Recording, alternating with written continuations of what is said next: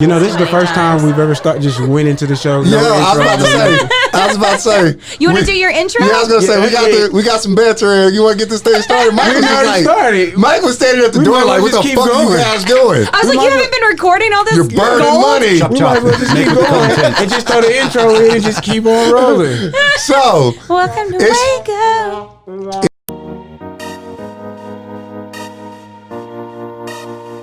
Blues, nigga, run it.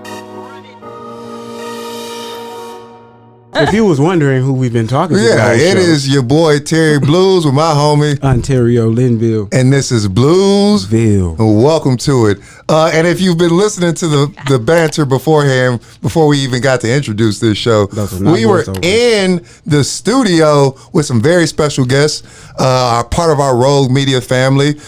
Mike told us we were obligated to do these mashup episodes, so here we go.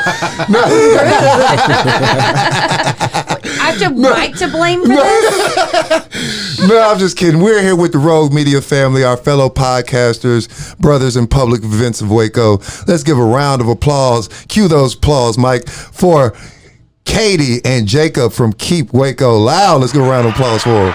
Thank you for the applause. Thank you. Where are the people? Studio clap. Oh, we have to, we're still social distancing somewhat.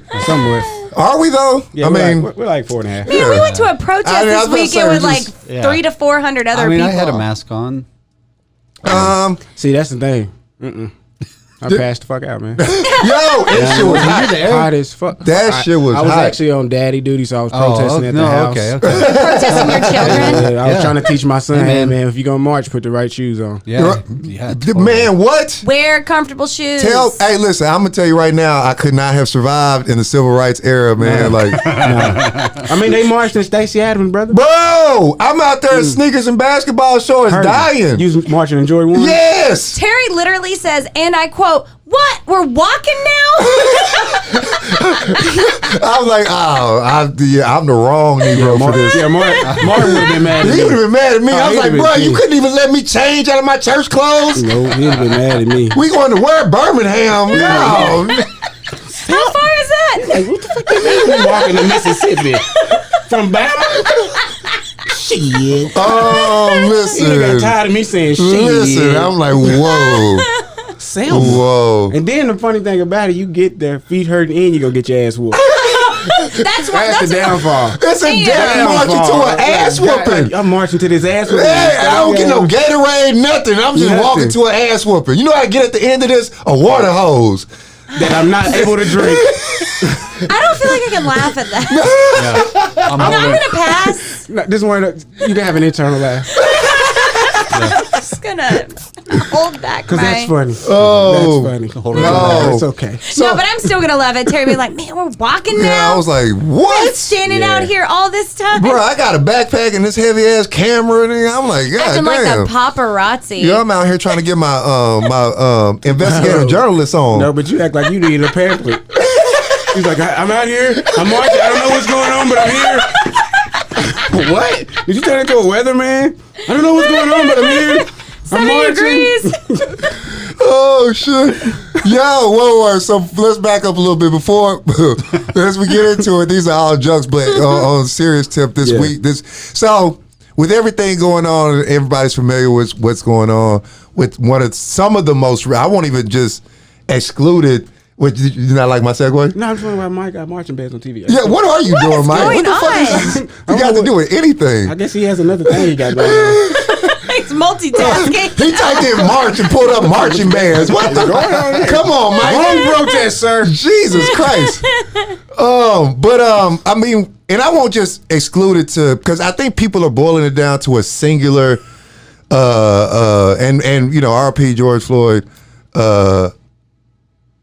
Yeah. Don't do that. I almost fucking. Don't do that. It's good. You're good. Okay. I did that before. But anyway, so I won't just boil it down to him, but I think that like his was more like the straw that broke the camel's back. Absolutely. Because it was since we've come out of quarantine, it's been a cluster of these incidents, right? Yeah. Just over the past month. Yeah. So it's feel like the world has exploded into protests and riots and revolutions or whatever you want to give them that label. It's a revolution. Have broken out into all other cities and Waco not being excluded. Nope. Right. So we just most recently had a peaceful protest this past Saturday out on the Suspension Bridge, which we all attend in spirit. But yeah, no. But we had one in Waco, man, and that's what we were just joking about. Like, we marched through the downtown. You guys seen it. I mean, it was on the net. I think the thing is, like, first of all, before we get into that, like, you guys part of Keep Waco Loud.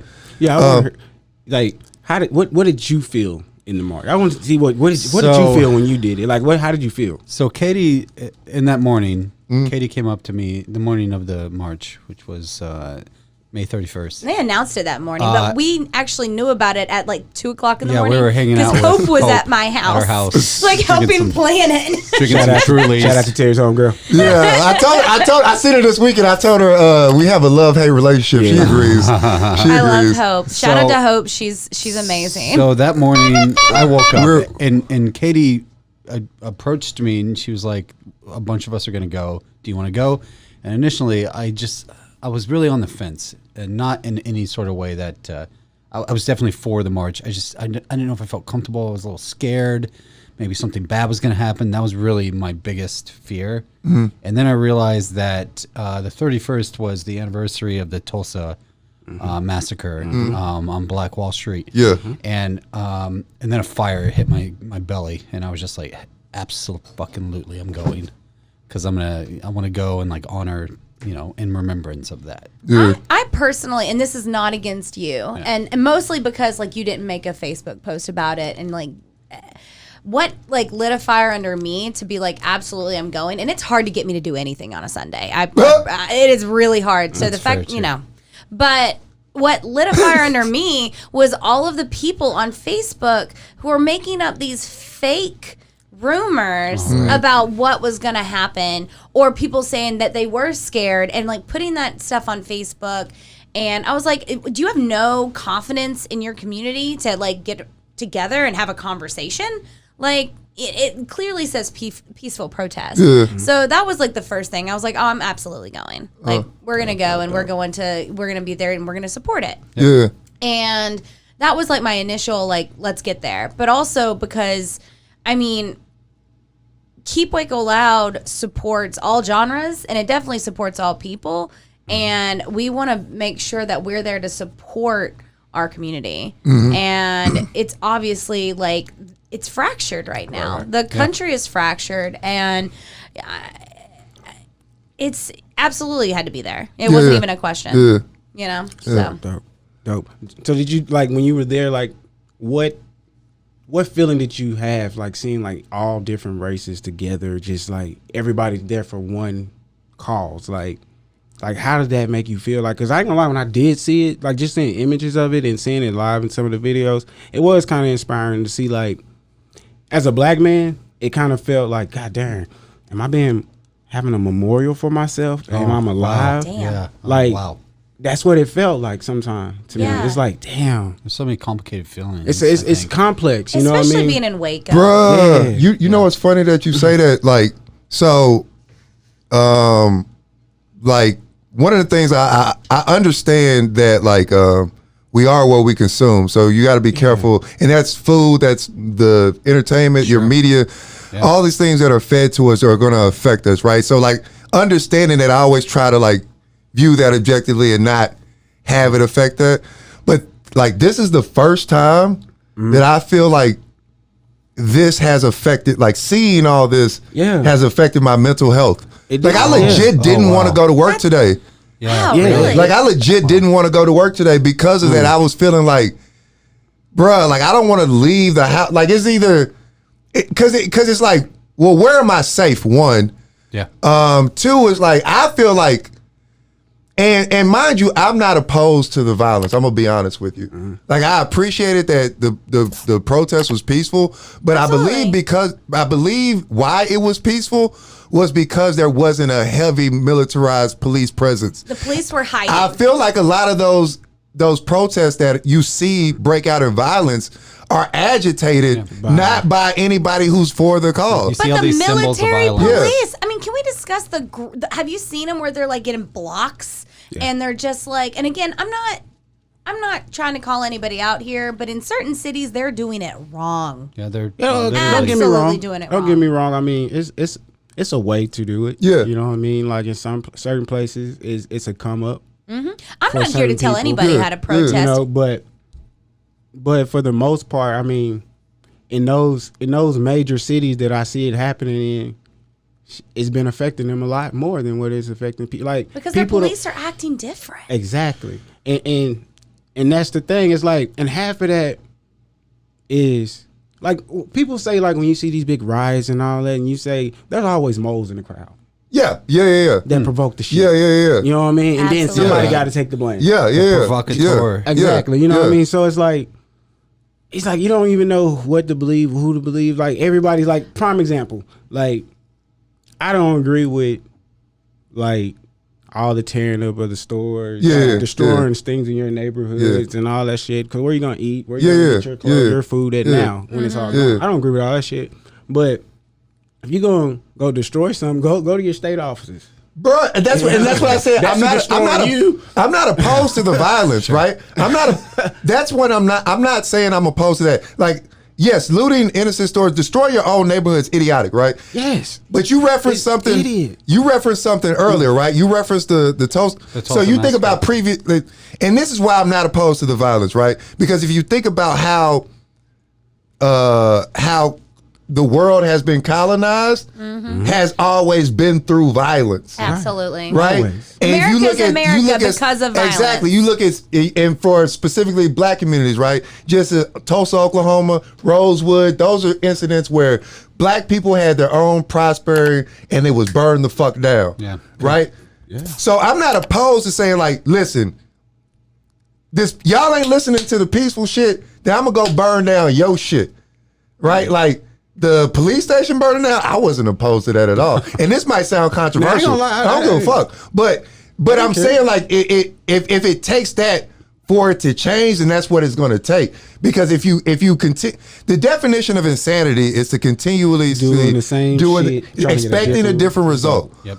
Right? So if you see that doesn't work, then you got to try something new.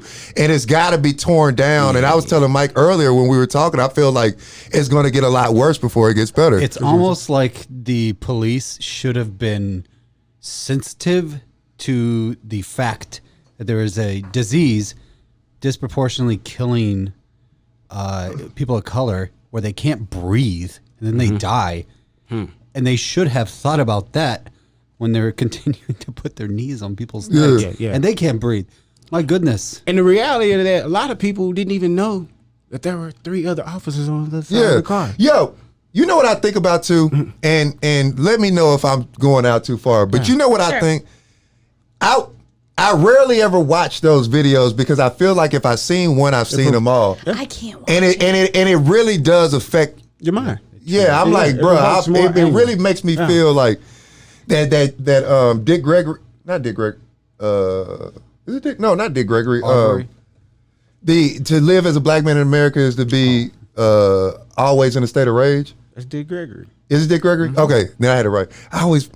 But it makes me feel like that every time I got to see that, right? Damn, I lost my point. Well, Just keep moving. on Preach your brother. point, Yeah. like what broke my heart at the protest, to kind of go back to it, Go ahead. is listening to all of particularly black men talk about their interactions with police officers that was and tough. how completely different they are from my interactions with police officers. And I can't tell you, and I'm going to dox myself right now about how much of a shithead I was in high school, but I can't tell you how many times I got off when I had weed in the car. And it smelled like weed in the car, and I'm in the car with my drug dealing boyfriend, and the cops still let us And like go. the only thing you were probably nervous about was getting busted for the weed. Yeah, and like I should have gotten arrested. And y'all wonder why I keep a white woman with me. But I mean, and I was a shithead at 17. Okay, I will say that we all. But that's the thing. All is, white women ain't Katie. It's a bunch of Karen. I didn't have shit to do with it. But oh my god. Bluez, nigga, run it.